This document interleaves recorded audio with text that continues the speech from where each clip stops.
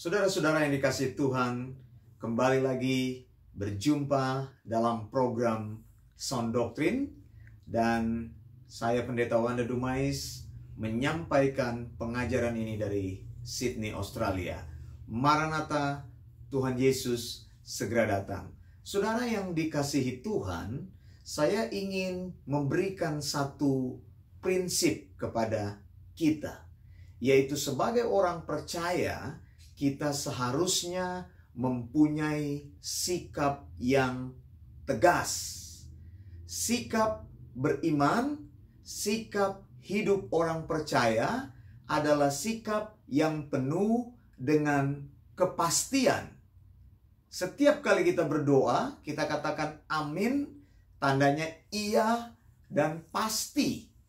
Jadi sikap orang percaya itu bukan sikap yang netral, bukan sikap yang abu-abu, bukan sikap yang kompromi, bukan sikap yang mudah ditarik ke kiri dan ke kanan.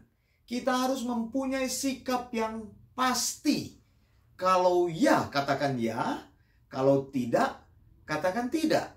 Kita tidak bisa menyenangkan semua orang. Kita harus berdiri di atas kebenaran Tuhan yang pasti dan sejati. Saya bacakan ayatnya dalam Matius 5 ayat 37. Firman Tuhan berkata, "Jika ya, hendaklah kamu katakan ya. Jika tidak, hendaklah kamu katakan tidak. Apa yang lebih daripada itu berasal dari si jahat." Nah, saudara yang dikasihi Tuhan, saya sudah menyampaikan firman Tuhan mengenai 2 Timotius 3 ayat yang ke-16, yaitu yang berbicara tentang theopneustos, segala firman Allah, segala tulisan firman Allah yang dinafaskan oleh Allah. Jadi saya mau sampaikan kepada kita, theopneustos itu artinya bahwa Alkitab dari Kejadian sampai Wahyu, ke-66 kitab tersebut adalah kitab yang diinspirasikan Allah. Kitab yang keluar dari mulut Allah, yaitu kitab yang menjadi nafas Allah sendiri. Artinya Alkitab adalah wahyu yang satu-satunya. Dalam bahasa Latin dikatakan sola gratia, yaitu only by scripture alone. Alkitab adalah satu-satunya firman Allah. Nah, kalau Anda sudah mengetahui bahwa Alkitab itu satu-satunya firman Allah yang sudah final, sudah lengkap, wahyunya absolut, wahyunya itu adalah wahyu dari Tuhan dan sudah berhenti, Tuhan sudah tidak berfirman lagi, ini menutup kemungkinan kita mempercayai ada penafsiran-penafsiran lain atau pendapat lain yang berkata bahwa buku ini adalah wahyu Tuhan, buku yang itu adalah wahyu Tuhan, maka dengan tegas kita mau katakan tidak atau bukan. Firman Tuhan itu sudah final, sudah selesai. Jadi kita tahu dan percaya bahwa kita mengikut Yesus. Dia memberikan wahyunya, dan wahyunya itu adalah wahyu yang benar. Tidak ada wahyu yang seperti itu. Alkitab adalah buku kebenaran yang paling tinggi. Nah, saudara, saya mau sampaikan beberapa hal di dalam Alkitab dikatakan bahwa keselamatan itu hanya datang dari orang Yahudi. Yang kedua, rasul-rasul itu hanya datang dari orang Yahudi. Lalu nabi-nabi itu, yang ketiga, datang dari orang Yahudi. Lalu yang keempat, Mesias itu datang dari orang Yahudi. Nah, konsep ini jelas, ya. Itu sebabnya di luar apa yang saya sampaikan, tidak ada lagi sesuatu yang bisa katakan bahwa mereka punya argumentasi sebagai argumentasi kebenaran. Nah, kalau engkau sudah berpegang kepada kebenaran ini, bahwa Alkitab adalah satu-satunya firman Allah, Allah yang menurunkan itu adalah Allah yang benar, peganglah kuat-kuat. Jangan kompromikan imanmu. Banyak anak-anak Tuhan, dia sudah percaya bahwa iman di dalam Yesus itu benar. Tetapi akhirnya, oleh karena tekanan-tekanan hidup, akhirnya mereka berpaling dari Tuhan. Karena mereka menikah dengan orang yang tidak seiman, lalu mereka memutuskan ikut iman dari pasangannya. Atau yang lain lagi juga, mereka karena pekerjaan, akhirnya mereka tinggalkan Yesus. Atau karena kekuasaan, power, atau dia mendapatkan satu promosi, satu posisi memerintah yang kuat dalam politik, maka dia tinggalkan Tuhan. Saudara yang dikasihi Tuhan, saya katakan tadi, tidak ada gray area. Tidak ada daerah yang abu-abu. Ya, engkau percaya Alkitab adalah satu-satunya wahyu Allah, maka wahyu Allah itu adalah ineran dan infallible. Alkitab itu bebas dari kesalahan, dan Alkitab itu tidak bisa salah. Pengajaran-pengajaran Alkitab itu menjadi dasar praktek beriman kita, menjadi dasar praktek moral kita, menjadi dasar praktek etika kita. Ya, bila engkau percaya yang tadi saya katakan sola gratia, only by scripture, ya, maka kita menolak ya adanya kitab-kitab lain di luar Alkitab. Kita menolak nabi-nabi lain yang tidak pernah disebutkan oleh Alkitab. Kita menolak rasul-rasul lain yang tidak pernah disebutkan oleh Alkitab. Makanya kalau engkau ingin belajar tentang Yesus,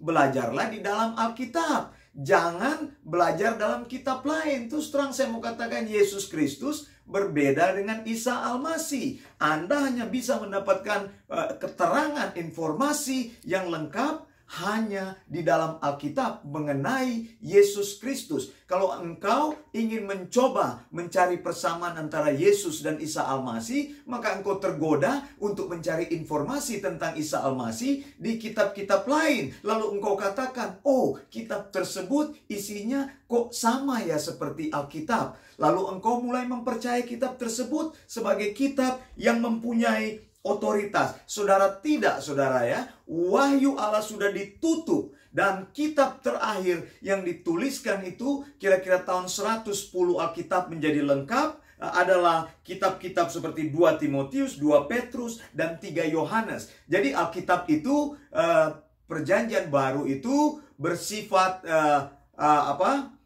tidak sekuens ya, tetapi dia itu bersifat kronologi. Wahyu itu bukan tulisan terakhir, tapi disusun seperti itu untuk memahami, untuk kita membacanya lebih gampang ya. Tahun 110 catatan-catatan terakhir, 110 Masehi, catatan terakhir tentang firman Tuhan sudah selesai. Dan sesudah itu kita tidak menambahkan lagi di dalam wahyu Alkitab, kitab-kitab yang baru. Jadi kanon Alkitab sudah menjadi lengkap. Kanon artinya tongkat pengukur atau aturan, atau saya bilang berhentinya pewahyuan Allah secara publik. Nah, Alkitab jelas berkata ya, kalau kita ingin menguji prinsip firman Tuhan, Alkitab jelas berkata bahwa keselamatan itu hanya ada di dalam Yesus Kristus. Tidak ada cara yang lain, tidak ada channel yang lain. Kalau engkau ingin bertemu dengan Bapa, maka engkau harus melalui jalan yang tepat itu, yaitu melalui Yesus. Yesus katakan, akulah jalan dan kebenaran dan hidup. Ya, itu sebabnya saya bilang iman yang suam-suam kuku, iman yang kompromi, bukan iman yang berada pada tempat yang tepat. Ada orang katakan, oh, agama itu sebenarnya tidak ada. Mereka katakan, oh sebenarnya itu Tuhan itu sama semuanya. Ya, orang menyembah Tuhan yang sama. Jadi mau agama Kristen, mau agama Buddha, mau agama Hindu, mau agama Islam, semuanya itu menyembah Tuhan yang sama. Saya katakan tidak, saudara, ya. Agama Kristen mempunyai iman yang betul-betul pasti, ya. Kalau engkau percaya kepada Yesus, maka engkau disebut orang Kristen atau pengikut-pengikut Kristen, pengikut-pengikut Kristus. Jadi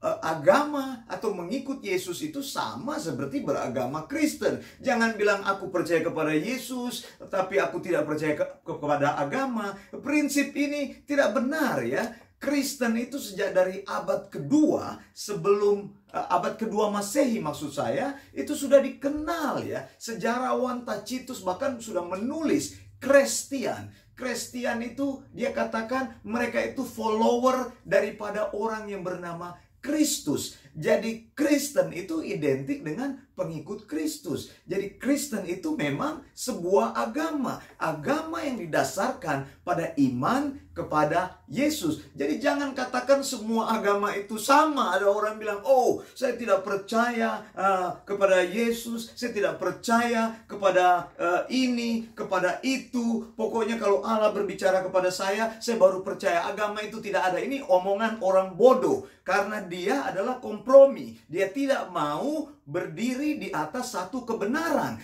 Tidak ada sesuatu yang bersifat universal. Iman itu tidak bersifat universal. Kalau engkau memutuskan percaya kepada Yesus, berpeganglah kuat di dalam Yesus. Nah, dikatakan oleh Alkitab, keselamatan hanya datang melalui Yesus Kristus. Di luar Yesus tidak ada keselamatan. Karena ada hamba Tuhan tertentu yang bilang, oh orang-orang yang di luar, orang percaya, mereka tidak akan masuk neraka karena Allah mempunyai kasih. Maka Allah memberikan jalan. Saudara, ayat Alkitab bisa mematahkan argumen tersebut. Dalam Kisah Para Rasul 4 ayat 12, dan keselamatan tidak ada di dalam siapapun juga selain di dalam Dia. Sebab di bawah kolong langit ini tidak ada nama lain yang diberikan kepada manusia yang olehnya kita dapat diselamatkan. Jadi ajaran keselamatan tidak bersifat universal. Anda tidak bisa pergi ke gereja, lalu katakan gereja benar, lalu minggu depannya Anda masuk ke masjid, lalu katakan masjid benar,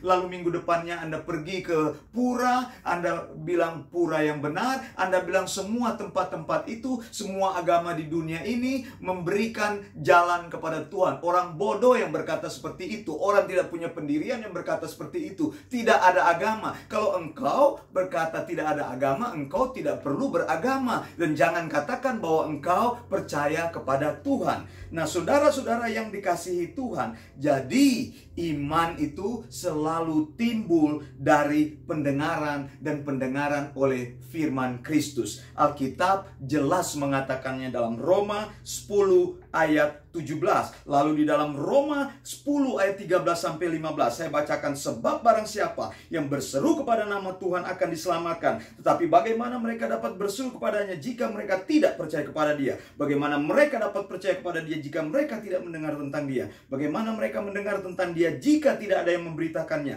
Dan bagaimana mereka dapat memberitakannya jika mereka tidak diutus? Sebab ada tertulis, betapa indahnya kedatangan mereka yang membawa kabar baik. Jadi Injil harus diberitakan. Satu-satunya pintu supaya orang bisa percaya kepada Yesus dan menerima anugerah Allah adalah melalui pemberitaan Injil. Sampaikan berita bahwa Yesus adalah juru selamat. Saya Pendeta Wanda Dumais menyampaikan dari Sydney, Australia. Maranatha, Tuhan Yesus segera datang. Blessings.